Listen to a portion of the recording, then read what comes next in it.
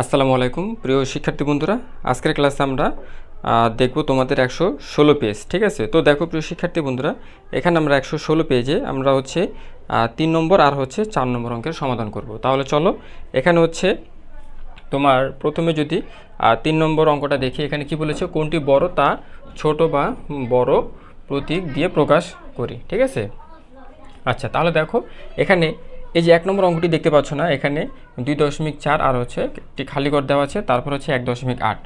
তো এখন দেখো আমরা হচ্ছে এখন কোন চিহ্নটা বসাবো, তাই না? তো এখানে দেখো, এখানে হচ্ছে তুমি সবসময় কি করবা, দশমিকের এই যে আগে যে সংখ্যাটা আছে 2, আর এখানে দশমিকের আগে কত আছে, 1 আছে। তাহলে তুমি বলো এখানে 2 বড় না 1 বড়? নিশ্চয়ই তুমি বলবা যে 2 বড়। তাহলে আমাদের এই সংখ্যাটাই বড়, 2.4। তাহলে আমরা এই দিকে মুখটা বড় করে দিব। ঠিক আছে, ইজ গ্রেটার দেন। ওকে, আচ্ছা তারপরে দেখো এখানে কি বলেছে, শুধু 3 রয়েছে, তারপর খালি ঘর আর এখানে 4.8 রয়েছে। তো এখন হচ্ছে তুমি চাইলে একটা কাজ করতে পারো, এখানে যেহেতু 3 রয়েছে না, তো তুমি চাইলে এখানে দশমিক দিয়ে তুমি হচ্ছে 0 বসা দিতে পারো। হ্যাঁ, 3.0 তুমি চাইলে এটা বসা দিতে পারো। তাহলে দেখো এখানে দশমিকের আগে হচ্ছে 3 রয়েছে আর এখানে দশমিকের আগে 4 রয়েছে। তাহলে তুমি নিশ্চয়ই বলতে পারবা যে 3 থেকে তো 4 বড়, তাহলে আমাদের এই সংখ্যাটা হচ্ছে বড়। তাহলে আমরা ইজ লেস দেন এই চিহ্নটা বসাই দিব। বুঝতে পেরেছো?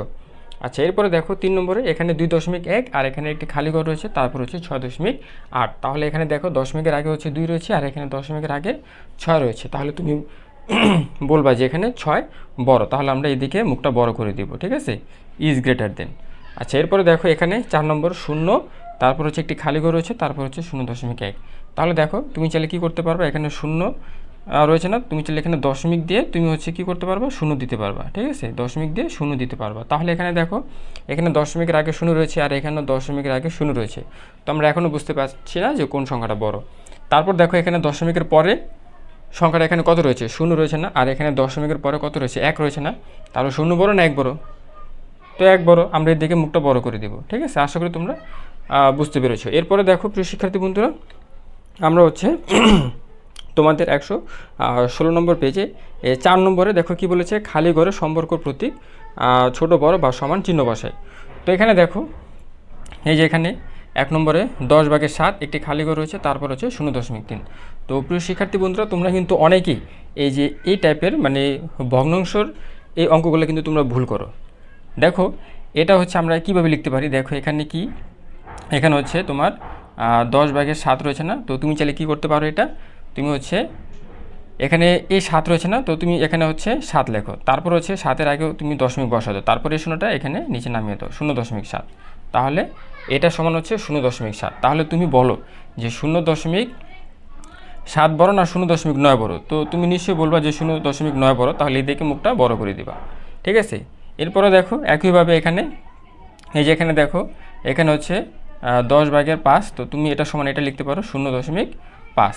তো এখানে দেখো এখানে 0.5 রয়েছে আর এখানেও 0.5 রয়েছে, তার মানে কি দুই দিকে সমান রয়েছে, তাহলে আমরা সমান চিহ্ন বসাই দিব। ঠিক আছে, আচ্ছা তারপরে দেখো এখানে 0.2 খালি ঘর 10/6। তো আমরা জানি যেভাবে থাকলে আমরা হচ্ছে এভাবে লিখতে পারি, এখানে হচ্ছে 10/6, তো এটা সমান হচ্ছে আমরা লিখতে পারি 0.6। তাহলে দেখো এখানে 0.2 বড় না 0.6 বড়? তো তুমি নিশ্চয়ই বলবা যে 0.6 বড়। তাহলে আমরা এদিকে মুখটা বড় করে দিব। ঠিক আছে, আচ্ছা এরপরে দেখো 4 নম্বরে, তো 4 নম্বরে দেখো এখানে উপরে 10 রয়েছে আর নিচেও 10 রয়েছে, তার মানে কি লব যে সংখ্যাটা রয়েছে হরে কিন্তু সেম একই সংখ্যাটা রয়েছে। যখন এই টাইপের অঙ্ক থাকবে তখনই তুমি কি ধরে নেবে যে এটার অ্যান্সারটা হবে 1।